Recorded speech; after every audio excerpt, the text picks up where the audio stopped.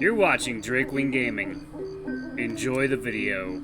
Hey guys and gals, Never here from Drakewing Gaming, and some of you on Twitter, the Gaming Dragon. Today I'm coming at you with another Let's Play episode of Stranded. That's right, y'all, Stranded got a big new update. Chapter 3 is out, but it's been a hot minute since we played this, so how about we go ahead and start from the beginning. It's kind of short anyway, and it also led us to appreciate any changes that they made or if they updated the artwork. The artwork for this has always been beautiful, y'all, so let's go ahead and jump right back into Stranded, shall we? Alright, where am I? Where am I? I can't see. It's so dark. Where am I? It felt as if my mind was in a daze. I couldn't remember anything. While struggling to recall even the faintest of memories, I became more and more helpless, sifting through the endless darkness. My body refused to listen to me, as if it ceased to exist. I felt my intangible form being drawn deeper, sinking to a vast abyss which was devoid of light. What was I doing? Thank God, it's about time. This has been overdue for way too long. I can finally have some time off all to myself. Can't wait to experience all the sights to see, all the lessons to learn, and all the food to eat. But most importantly, my time isn't spent on that shithole of a job. No boss, no work, no sleeping in the office. I'm gonna make sure I make the most out of my time on this vacation. I rambled to myself for a while longer, thinking about the destination as passers-by threw a glance every now and then. They probably thought I had lost whatever few brain cells I had left, thanks to having worked overnight at the office like every other night before, but that shouldn't bother me now. Thinking about this vacation just makes me anxious. I feel like my stomach is filled with butterflies. I spent the rest of the time dazing, imagining the vacation before being brought back to reality by an announcement. The airplane I'm going to board was now ready, and it will take off in 30 minutes. Time to move! While I was on my way to the terminal, I noticed many couples that were also going for vacation. I couldn't help but feel jealous towards them, and slowly I began to feel lonely. The walls of the terminal felt as if they were getting wider and wider as the people around me began to slowly drift away. My heart aches with the sense of lingering isolation and longing to feel loved and cared for. Wish I had someone, I mumbled to myself. After being gloomy for a while, I give my cheek a slap to snap out of it. Dumbass, I'm going on vacation. I'm supposed to be happy. Forget about relationships. The vacation will be all about me, I reminded myself as I made my way to the plane. After struggling to get to my seat, I stashed away the belongings I had on hand in the compartment up above, a backpack containing the odd book or two, a sweater for when it eventually got too cold for me, and my laptop, which I took out of my bag before throwing myself into my own seat, letting out a loud sigh of relief. I got lucky because I was able to get a single row of seats to myself. I choose to sit next to the window. Sitting next to other people makes me feel awkward. After about 15 to 20 minutes of waiting, the plane began to take off right after everyone had gone through the safety briefing done by the stewards and had their seatbelt fastened. I doubt my saves would even work for the previous version. I love to sit next to the window, even though the only thing you can see is the aqua blue sky, so close to the edges of the vast unknowns of space and the soft, pillowy, cotton candy-looking white clouds. Probably because staring outside the window makes you feel lonely, but in a different way. You feel more isolated looking at this vast, empty space. But it's the kind of alone where you feel at peace instead of longing to be loved. Nope. Staring out into the clouds for a while made me fall asleep. It was mostly peaceful up until the plane began to wobble and shake, making me jump slightly and slowly blink awake. The plane was still shaking for a couple more seconds before it finally stopped. The feeling felt off-putting, as if I had no control over my own body. Above my head, the seatbelt sign lit up, glowing a soft milky white, indicating its passengers to put their seatbelts back on. I sat there confused, along with the other passengers around me looking equally as confused as me. This is your captain speaking. We have a minor problem. Please remain seated and calm. Follow your stewardess's safety instructions as we resolve this problem. I felt that stirring ache in my stomach again, as if my body was telling me things weren't going to be okay. I could only pray for the best as I remained seated. Boom! Not even a minute passed before I heard a loud boom, followed by another harsh, turbulent shake. As if on cue, the right wing of the plane erupted into flames. I sat there, watching in fear, as the flame snaked its way up to the main hull of the plane. I gripped my armrests in fear as oxygen masks fell from the ceiling. I grabbed the mask quickly and placed it over my face before trying to breathe normally. But I was struggling, my mind fogged with metaphorical smoke as my eyes welled with tears. What's going on? Why did things have to go wrong today? Why today of all their godforsaken fucking days? There was suddenly a loud screeching alarm. My mind fogged up more as the voice of the pilot began to fade into the background. My eyes' vision felt like it was fading away as smoke began to fill the cabin of the plane. It's like the fire got in, I said to myself, feeling my body become weightless as the plane began to rapidly descend. The cries and screams of the people around me, making me lose my mind. I could barely make out the silhouettes of people around me clinging to their loved ones. Fuck. I'm gonna die. I'm actually gonna die alone. I wasted my life. I don't want to die as a fucking virgin. I'm not ready yet. I mumbled to myself through the oxygen mask, feeling tears dripping down my cheek. I was crying.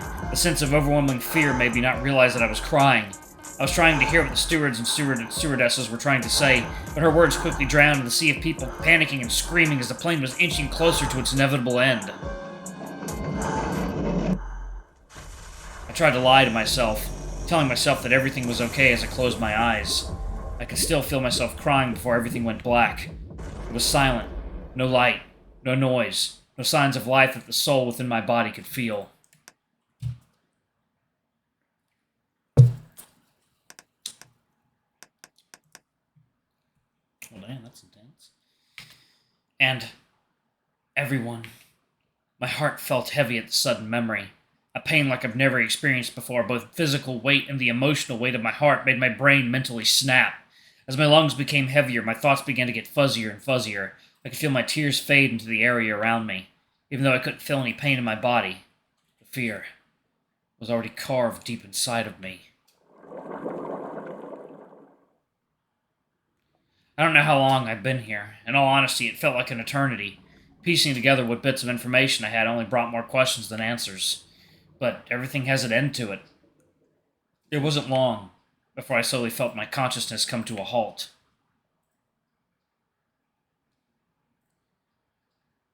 Hey, wake up! I felt someone shaking me, trying to wake me up. Leave him alone, he's probably already dead. No, I know he's still alive. Look, he's still breathing. I open my eyes slowly and see someone trying to wake me up. Oh, it's the cutie, yep. That art is so good! An unfamiliar blue figure is casting a shadow upon my body, continuously poking my left cheek. He looks down at me with a concerned look on his face. Thank God you're still alive. As I was slowly regaining consciousness and trying to make sense of my surroundings, the blue beast turns his head to the side, calling for help. Hey, there's another survivor here. Could you lend me a hand and patch this guy up real quick? Oh, sure. I hear in the distance gentle stomps against the sand, gradually getting closer and closer to me, before seeing a bunny sat next to my weak body within my peripheral vision, patching my wounds up with some disinfectants and gauze. Thankfully, they weren't life-threatening. I'm really glad you're here. I don't know what I would do without you. I see, the husky says with a smile towards the bunny. No problem. It's the least I can do to help. I'm gonna regroup with the others and see if they need some help as well. Sure thing. I'll join you and the others in a bit. The bunny bows slightly and smiles reluctantly before making her way out of my view. I'm gonna lower the music a little bit, y'all. Some loud-ass music. Shit is at like 25%. What the hell? The bunny bows slightly and smiles reluctantly before making her way out of my view. I tried my best to stand, but couldn't hold myself up. I coughed, hoarsely. My breathing was heavy, my whole body zapping me with an aching pain. Please don't move too much. Take a break and let me help you up. He slowly lifts my body, just enough to make me sit up and lean back against a tree. Any idea where we are right now? I'm not sure where we are either, but based on our surroundings, it doesn't seem like this place is inhabitable. How about you? You doing okay? Yeah, about as fucking well as someone who just got dropped in the ocean from a plane could be doing, I suppose.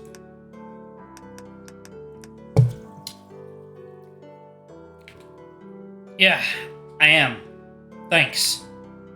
No problem. I need to look for others. Do me a favor and just stay still, okay? I nodded. Just after I did, he sprinted away. How is he so calm in a situation like this? I briefly glanced at my surroundings, trying to analyze the situation, only to see the remains of the plane scattered across the vast blue sea. The crash was real. I thought with disbelief as I turned to my neck to my left. I was now looking at the surface of a pale yellow sandy beach. littered with the bodies of unfortunate souls who were caught up in the catastrophe. Dear God, those people used to live and they were just dead in an instant. Just how many were lost? I pondered and shifted my gaze further out towards the horizon, towards the shoreline. Horror and shock overtook me just as soon as I saw it. The scene before me resembled some kind of nightmarish hellscape. Charred remains looked like a person's forearm and leg, one half of a mutilated-looking torso with scant portions of someone's jawline still attached to the neck. A sickening-looking pile of fleshy-looking innards that glistened underneath the light of the day. Splotches and streaks of crimson red could be appeared as far as the eye could see, and debris littered the shoreline as if they were the remnants of some grim memento. The overpowering stench of machine oil permeated the air.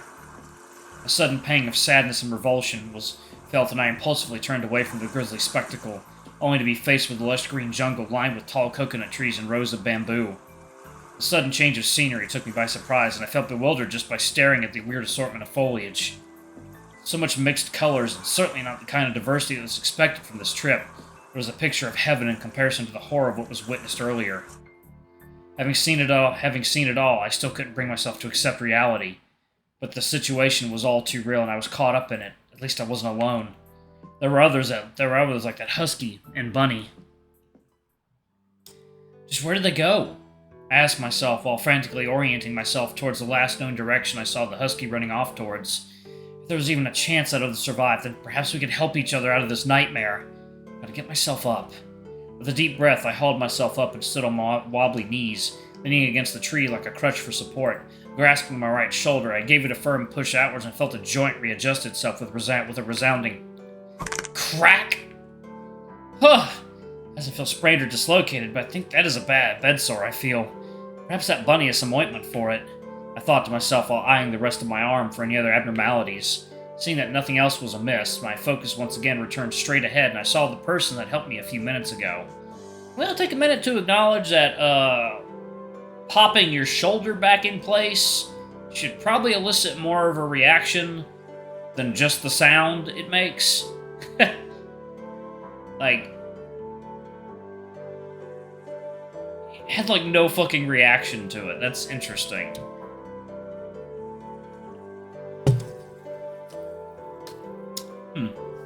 Perhaps this person has a very high pain tolerance for some unexplained reason. He was walking back towards me in a frantic fashion. I immediately felt a sense of guilt since he must have been running back and forth while I rested. It was clear that I had to speak my mind. Hey! What are you doing? I told you to stay still. You need to rest, please. I'm fine, just I can't simply let you do all the work. You don't really need to, though. You're badly hurt. I can find them myself. Look, you're any better. I'm still gonna help, no matter how much you try to stop me. Please, being alone here is the last thing I want. Alright, fine. Thanks. By the way, the name's Kim. How may I address you? Please enter your name. Was Hisoka. Okay, Hisoka's a good name. Oh, sorry about that. My name is Hisoka. Nice to meet you, Hisoka. I hope we'll get along well. He smiled wide from ear to ear. Looking at Kim's expression, he was still remaining calm like an unmoving pond with no ripples or splashes. It was as if he knew this would have happened and was prepared for it. Curiosity flooded my mind. I can't help but wonder the reason for it. How can you be so calm in a situation like this? I can barely get myself together. I asked him as I still tried to steady my breathing. It was getting better, slowly but surely. Oh, don't get me wrong, I'm still worried about the situation that we're in right now, but the best thing to do now is to calm down and think about what we need to do to survive in this situation. A calm mind is a clear mind. But you look like you've adapted to this immediately. It's a thing I taught myself, to be calm in any situation so that I know what to do next to with a clear mind. Even for a situation like this? Well, I didn't expect this to happen anywhere within my lifetime either. So, how many survivors do we have so far? Not many, unfortunately.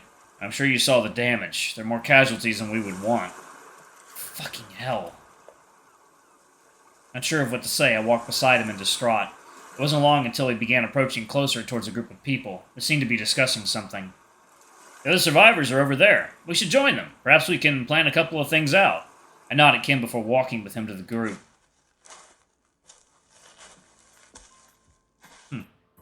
Alright, I'm actually going to go ahead and pause it right there. Thank you all so much for watching. Don't forget to like, comment, subscribe, ring that notification bell, and check out our Patreon or YouTube memberships if you can. It always helps. Anyway, I love you all, and I'll see y'all in the next video. Bye-bye!